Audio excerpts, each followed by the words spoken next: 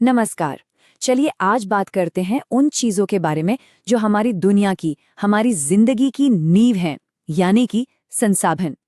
ये कहानी है हर उस चीज की जिसे हम इस्तेमाल करते हैं और ये कैसे हमारे आने वाले कल को, हमारे भविष्य को एक शक्ल देती है।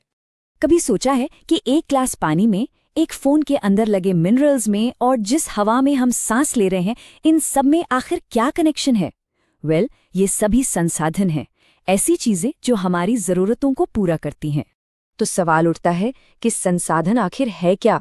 देखिए, हमारे आसपास मौजूद हर वो चीज जो हमारी किसी भी जरूरत को पूरा कर सके, उसे हम संसाधन कह सकते हैं। पर इसकी 3 शर्तें हैं। पहली, उसे हासिल करने की टेक्नोलॉजी हमारे पास हो।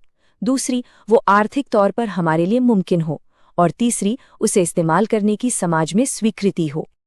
अच्छा, अब इन संसाधनों को बेहतर तरीके से समझने के लिए इन्हें अलग अलग हिस्सों में बांट कर देखना होगा, मतलब क्लासिफाई करना होगा। तो चलिए जरा गहराई में उतरते हैं और देखते हैं कि हमारे पास क्या क्या है। सबसे पहले देखते हैं कि ये आते कहाँ से हैं, यानी उत्पत्ति के आधार पर। तो संसाधन 2 तरह के हैं। एक तो बायोटिक या जैविक, मतलब वो जो हमें जीव मंडल से, यानी जिंदा चीजों से मिलते हैं, जैसे जंगल, जानवर।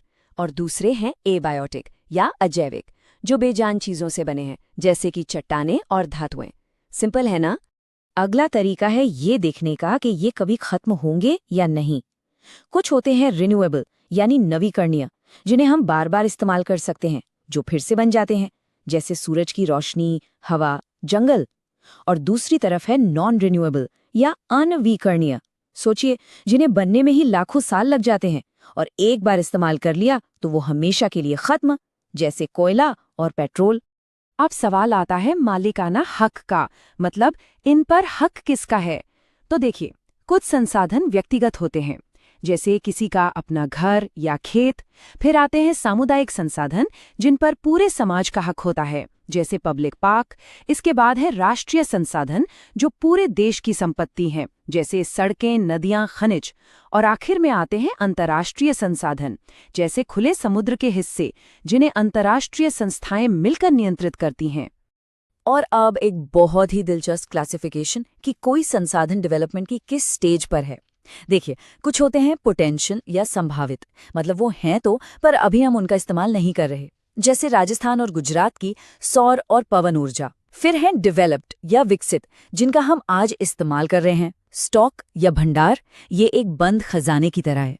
हमें पता है कि ये मौजूद है, जैसे पानी से हाइड्रोजन बनाना, पर हमारे पास सही टेक्नोलॉजी नहीं है। और आखिर में है रिजर्व या आरक्षित। ये हमारे फ्यूचर के लिए सेविंग्स अकाउंट जैसे हैं, जैसे बांधों में जमा पानी। लेकिन इस सारी तरक्की की एक बहुत बड़ी कीमत भी चुकानी पड़ी है। हमने इन संसाधनों का इस्तेमाल तो किया, पर शायद बहुत ही बेपरवाही से। और अब हम उस ग्लोबल क्राइसिस को समझेंगे जो हमारे दरवाजे पर दस्तक दे रहा है।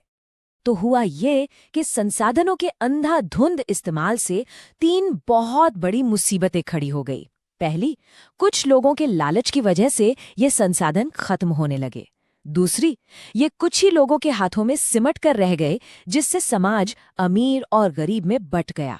और तीसरी और शायद सबसे खतरनाक, इसने ग्लोबल वार्मिंग, जमीन का बंजर होना और प्रदूषण जैसे बड़े बड़े वैश्विक संकट पैदा कर दिए। तो फिर रास्ता क्या है? इसका जवाब एक बहुत ही जरूरी कॉन्सेप्ट में छिपा है, सस्टेनेबल इकोनॉमिक डेवलपमेंट, यानी सतत आर्थिक विकास। इसका सीधा सा मतलब है कि विकास ऐसा हो जो हमारे पर्यावरण को कोई नुकसान न पहुंचाए और साथ ही आज की तरक्की के लिए हम आने वाली पीढ़ियों के हक से कोई समझौता न करें। अब देखिए, इस संकट से निकलने के लिए सिर्फ बातें करना या फिलॉसफी काफी नहीं है। हमें चाहिए एक मजबूत, एक ठोस प्लानिंग। तो चलिए आगे बढ़ते हैं और देखते हैं कि रिसोर्स प्लानिंग हमारे सर्वाइवल के लिए एक स्ट्रैटेजी कैसे बनती है। भारत जैसे विशाल देश में रिसोर्स प्लानिंग एक बहुत बड़ा काम है, जिसे हम 3 स्टेप्स में समझ सकते हैं। स्टेप 1, पहचान और इन्वेंट्री, मतलब पहले पूरे देश में सर्वे करके ये पता लगाना कि कहाँ कौन सा संसाधन और कितनी मात्रा में है।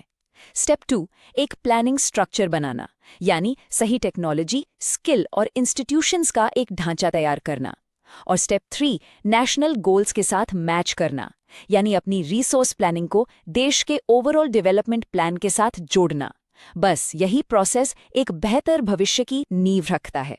चलिए अब एक ऐसे खास संसाधन पर फोकस करते हैं जिसके बिना जिंदगी की कल्पना भी नहीं की जा सकती। हमारी मिट्टी, हमारे पैरों के नीचे की जमीन। ये एक बेहतरीन उदाहरण है ये समझने का कि रिसोर्स मैनेजमेंट असल में जमीनी हकीकत पर कैसे काम करता है। भारत की मिट्टी में तो कमाल की वैरायटी है। एक तरफ है जलोढ़ मिट्टी जो इतनी उपजाऊ है कि गन्ना, धान और गेहूं के लिए बेस्ट है, तो दूसरी तरफ है काली मिट्टी जो नमी को सोख कर रखती है और इसीलिए कपास की खेती के लिए जानी जाती है। फिर लाल, पीली और लैटेराइट मिट्टी भी है जो चाय और कॉफी जैसी फसलों के लिए एकदम सही है। यही विविधता तो हमारी खेती की असली ताकत है। पर एक कड़वी सच्चाई भी है। हमारी ही गलतियों की वजह से, जैसे जंगलों की अंधाधुंध कटाई, ओवरग्रेजिंग और माइनिंग, बड़े पैमाने पर मिट्टी का कटाव हुआ है, जमीन खराब हुई है। हमारी ये सबसे कीमती दौलत आज खतरे में है। तो सवाल ये है कि इसे बचाया कैसे जाए। अच्छी बात यह है कि हमारे पास कई तरीके हैं। पहला है कंटूर प्लोइंग या समूच्च जुताई। इसमें पहाड़ी ढलानों पर गोल गोल जुताई की जाती है जिससे पानी का बहाव धीमा हो जाता है और मिट्टी बहकर नहीं जाती। दूसरा उपाय है टेरेस कल्टीवेशन यानी सीढ़ीदार खेती। ये पहाड़ी इलाकों में अक्सर देखने को मिलती है। इसमें ढलान को काटकर सीढ़ियों जैसा बना दिया जाता है। इससे मिट्टी का कटाव बहुत असरदार तरीके से रुकता है। फिर आता है स्ट्रिप क्रॉपिंग यानी पट्टी कृषि। ये एक बड़ा ही स्मार्ट तरीका है, खासकर बड़े बड़े खेतों के लिए। इसमें फसलों के बीच बीच में घास की पट्टियां उगा दी जाती हैं। ये पट्टियां तेज हवा के जोर को तोड़ देती हैं और मिट्टी को उड़ने से रोकती हैं। और चौथा उपाय है शेल्टर बेल्ट्स यानी रक्षक मेखला। इसमें खेतों के चारों ओर पेड़ों की लाइन लगा दी जाती है।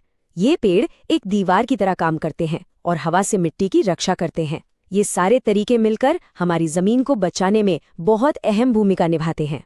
तो आखिर में एक सवाल हमारे सामने खड़ा है। जैसे जैसे हमारी ज़रूरतें बढ़ रही हैं, हम अपने इन सीमित संसाधनों का इस्तेमाल सिर्फ आज की ज़रूरत के लिए नहीं, बल्कि आने वाली पीढ़ियों के लिए भी समझदारी से कैसे कर सकते हैं? हम ऐसा क्या नया सोच सकते हैं, क्या इनोवेशन ला सकते हैं? इस पर सोचना हम सब के लिए बहुत ज़रूरी है।